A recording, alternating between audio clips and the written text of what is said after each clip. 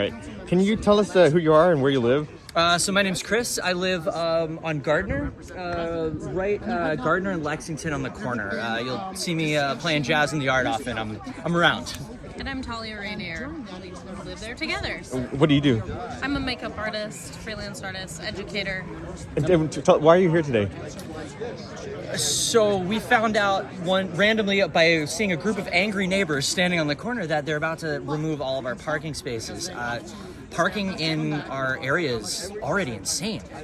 We already double park on top of our own spaces illegally as a courtesy to the rest of the neighborhood to try to keep, those spots for the people who live there. I will frequently let my own neighbors take a double spot, like if she's at work or something. I get calls all the time from everyone in our building.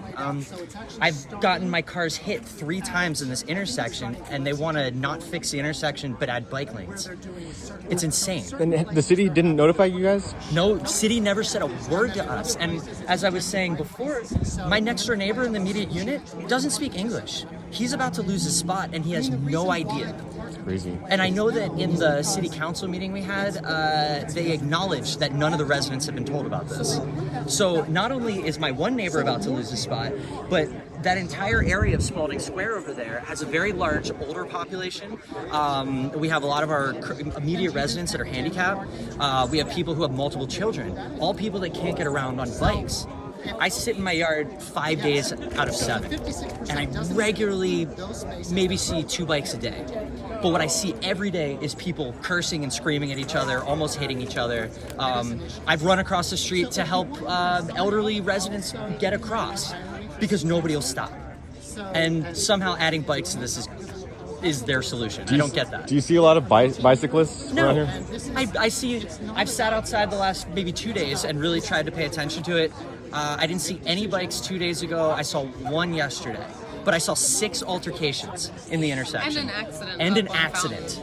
Up on Fountain. And like, without your parking space, like, is that going to affect your business? I run my business from here, and I use that space for my clients, for people that I hire. So it'll definitely affect my business. It'll affect your business because you need our spaces to load in and out. We have 10 units in our building, and we only have 5 parking places. Oh. So 15 cars. Yeah, so we're going to be, if we lost our spaces, we would be fighting over more public spaces. I would have to park farther away. I carry a lot of gear when I go on set. It's a safety thing at night, so, too, you know? it would definitely impact going to work for me.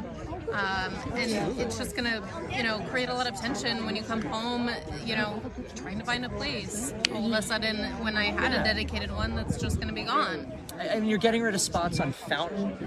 People are going to move to Gardner. You get rid of spots on Gardner, they're just squeezing us. We feel underrepresented a lot on the east side of West Hollywood, but this is like a very blatant example of the city not even contacting us, talking to us, or anything, and making a fairly gigantic decision for the area that's going to negatively affect some people that have lived here. I've lived here 12 years. Some people have lived here for 30, 40 years who don't even know what's happening. Yeah. Well, sorry to hear that, guys. I appreciate you talking to me. Thank you. Thanks for listening. I really appreciate it. Yeah.